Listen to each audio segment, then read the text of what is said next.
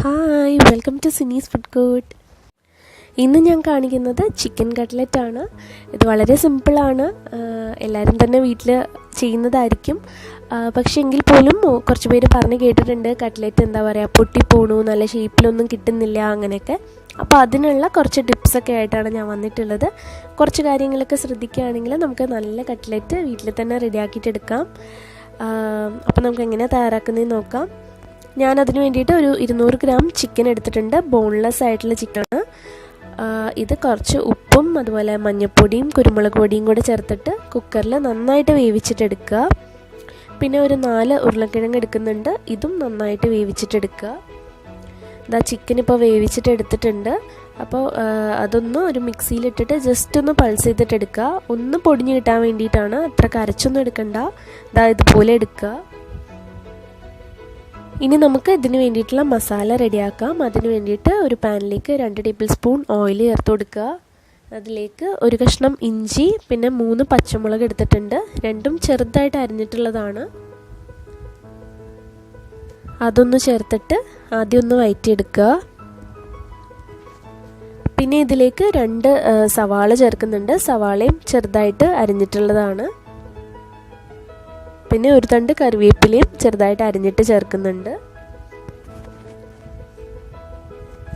ഇത്രയും ചേർത്തിട്ട് നന്നായിട്ട് മിക്സ് ചെയ്യുക. അതിലേക്ക് ആവശ്യത്തിന് ഉപ്പ് കൂടെ ചേർത്തിട്ട് ഒരു ലൈറ്റ് ബ്രൗൺ കളറൊക്കെ ആവുന്ന വരെ നന്നായിട്ടൊന്ന് വഴറ്റിയിട്ടെടുക്കുക. അപ്പോൾ ആ സവാളയുടെ കളറൊക്കെ ഒന്ന് മാറി വന്നിട്ടുണ്ട്. അപ്പോൾ ഇതിലേക്ക് ഇനി മസാല ചേർത്ത് കൊടുക്കാം. അപ്പോൾ ഞാനിതിലേക്ക് ഒരു 1/2 ടേബിൾ സ്പൂൺ കാശ്മീരി മുളക് പൊടി, ഒരു ടീസ്പൂൺ കുരുമുളക് പൊടി, ഒരു 1/2 ടീസ്പൂൺ ഗരം മസാല കൂടെ ചേർക്കുന്നുണ്ട്. ഇതുകൂടെ ചേർത്തിട്ട് നന്നായിട്ട് അതിൻ്റെ പച്ചമണമൊക്കെ മാറുന്ന വരെ മിക്സ് ചെയ്യുക. പിന്നെ ഈ മസാലയുടെയൊക്കെ ഒരളവ് നിങ്ങളുടെ ഇഷ്ടം അനുസരിച്ച് മാറ്റാം കേട്ടോ. ഇപ്പോൾ കുരുമുളകിൻ്റെ ടേസ്റ്റാണ് മുന്നിട്ട് നിൽക്കുന്നുണ്ടെങ്കിൽ കൂടുതൽ കുരുമുളക് പൊടി ചേർത്താൽ മതി.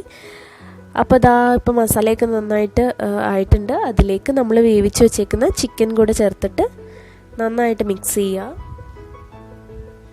ചിക്കൻ കൂടെ ചേർത്തതിന് ശേഷം ഇതിൻ്റെ ഉപ്പും എരിവൊക്കെ ഒന്ന് നോക്കുക ഈ സമയത്ത്.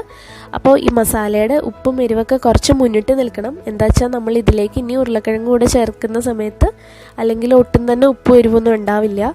അപ്പോൾ ഈ മസാലയ്ക്ക് കുറച്ച് ഉപ്പും എരിവൊക്കെ മുന്നിൽ നിൽക്കുന്ന രീതിയിൽ വേണം തയ്യാറാക്കാനായിട്ട്. പിന്നെ ആദ്യത്തെ ടിപ്പ് പറയാനുള്ളത്, ഈ മസാലയാണ് മെയിനായിട്ട് കട്ട്ലറ്റിൻ്റെ ഒരു ഇതെന്ന് പറയുന്നത്. അപ്പോൾ മസാല നല്ല ഡ്രൈ ആക്കിയിട്ട് എടുക്കുക. ചിക്കൻ്റെ വെള്ളമൊക്കെ വറ്റി നല്ലോണം ആ മസാലയൊക്കെ കോട്ട് ചെയ്യുന്ന രീതിയിൽ ഇതുപോലെ ഡ്രൈ ആക്കിയിട്ട് മസാല എടുക്കുക. ഇപ്പം നമ്മുടെ മസാല റെഡി ആയിട്ടുണ്ട്. പിന്നെ അതുപോലെ ശ്രദ്ധിക്കേണ്ടത്, ഉരുളക്കിഴങ്ങ് വേവിക്കുമ്പോൾ നന്നായിട്ട് വേവിച്ചിട്ടെടുക്കുക. നന്നായിട്ട് വേവിച്ച് ഇതുപോലെ ഉടച്ചിട്ടെടുക്കുക. ഇനി ഇതിലേക്ക് നമ്മൾ തയ്യാറാക്കി വെച്ചേക്കുന്ന ചിക്കൻ്റെ മസാല കൂടെ ചേർത്തിട്ട് നന്നായിട്ട് മിക്സ് ചെയ്യുക. അപ്പോൾ ഇങ്ങനെ മിക്സ് ചെയ്യുന്ന സമയത്ത് എന്താ പറയുക, നമുക്ക് നന്നായിട്ട് എടുത്ത് ഷേപ്പാക്കാൻ പറ്റുന്ന രീതിയിലായിരിക്കണം നമ്മുടെ മസാല. അധികം അങ്ങ് കുഴഞ്ഞൊക്കെ ഇരിക്കരുത്. ഇതുപോലെ നന്നായിട്ട് നമുക്ക് ഏത് ഷേപ്പിൽ വേണമെങ്കിലും എടുക്കാൻ പറ്റുന്ന രീതിയിലായിരിക്കണം നമ്മൾ മസാല റെഡിയാക്കേണ്ടത്. എന്നിട്ട് ഇതുപോലെ ഇഷ്ടമുള്ള ഷേപ്പിൽ റെഡിയാക്കിയിട്ട് എടുക്കുക. ഇനി നമ്മളിത് മുട്ടയിൽ മുക്കി ബ്രെഡ് ക്രംസിൽ മുക്കിയിട്ട് അല്ലെങ്കിൽ റസ്ക് പൊടിയിൽ മുക്കിയിട്ടാണല്ലോ ഫ്രൈ ചെയ്യുക. അപ്പോൾ രണ്ടാമത്തെ ടിപ്പെന്ന് പറയുന്നത്, നമ്മൾ മുട്ട ബീറ്റ് ചെയ്യുന്ന സമയത്ത് അതിൽ എന്താ പറയുക 1 ടേബിൾ സ്പൂൺ കോൺഫ്ലവർ കൂടെ ചേർത്തിട്ട് ബീറ്റ് ചെയ്യുകയാണെങ്കിൽ കട്ട്ലറ്റിന് നല്ല കോട്ടിങ് കിട്ടും. അതുപോലെ പൊട്ടിപ്പോകാനുള്ള ചാൻസ് ഭയങ്കര കുറവാണ്. അതൊരു സെക്കൻഡ് ടിപ്പാണ്. ഞാനിപ്പോൾ ഇവിടെ മുട്ടയിൽ ചേർക്കുന്നില്ല. പക്ഷേ ചേർത്തിട്ടുണ്ടെങ്കിൽ ഇങ്ങനെ പൊട്ടിപ്പോകുന്നു എന്ന് നിങ്ങൾക്ക് തോന്നുന്നുണ്ടെങ്കിൽ മുട്ടയിൽ 1 ടേബിൾ സ്പൂൺ കോൺഫ്ലവർ ചേർത്താൽ മതി. എന്നിട്ട് ഇതുപോലെ ബ്രെഡ് ക്രംസിലോ റസ്ക് പൊടിയിലോ മുക്കിയിട്ടെടുക്കുക.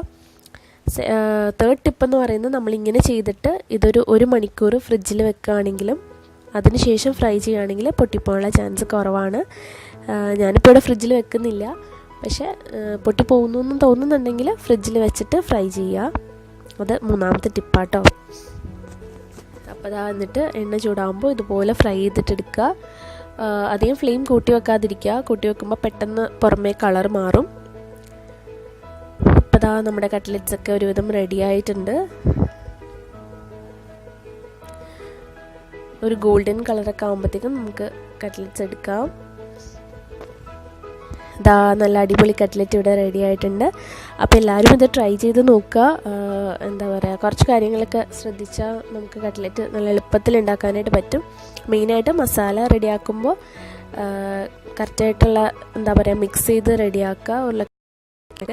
അതുപോലെ രണ്ടാമത്തെ ടിപ്പ്, നമ്മൾ മുട്ട ബീറ്റ് ചെയ്യുന്ന സമയത്ത് അതിൽ 1 ടേബിൾ സ്പൂൺ കോൺഫ്ലവർ കൂടെ ചേർത്തിട്ട് ബീറ്റ് ചെയ്യുക. മൂന്നാമത്തെ ടിപ്പ്, നമ്മളങ്ങനെ റെഡിയാക്കിയതിന് ശേഷം ഒരു അരമണിക്കൂറോ 1 മണിക്കൂറോ ഫ്രിഡ്ജിൽ വെച്ചിട്ട് ഫ്രൈ ചെയ്യുകയാണെങ്കിൽ ഒട്ടും തന്നെ കട്ട്ലറ്റ് പൊട്ടിപ്പോവില്ല. അപ്പോൾ കട്ട്ലറ്റ് പൊട്ടിപ്പോകുന്നു എന്ന് പേടിയുള്ളവർ ഈ രീതിയിൽ ഒന്ന് ട്രൈ ചെയ്ത് നോക്കുക. അല്ലെങ്കിൽ ആസ് യൂഷ്വൽ ട്രൈ ചെയ്താൽ മതി, കുഴപ്പമൊന്നുമില്ല. അപ്പോൾ എല്ലാവരും ട്രൈ ചെയ്തിട്ട് നിങ്ങളുടെ അഭിപ്രായങ്ങളും അല്ലെങ്കിൽ എന്താ സജഷൻസോ അല്ലെങ്കിൽ എന്താണെന്ന് വെച്ചാൽ താഴെ കമൻറ്റ് ബോക്സിൽ കമൻറ്റ് ചെയ്യാനായിട്ട് മറക്കരുത്. അതുപോലെ വീഡിയോ ഇഷ്ടമായിട്ടുണ്ടെങ്കിൽ ലൈക്ക് ചെയ്യുക, ഷെയർ ചെയ്യുക. പിന്നെ ചാനൽ സബ്സ്ക്രൈബ് ചെയ്യാത്തവരുണ്ടെങ്കിൽ വേഗം ഒന്ന് സബ്സ്ക്രൈബ് ചെയ്യുക. നെക്സ്റ്റ് വീഡിയോയിൽ കാണാം. Thank you.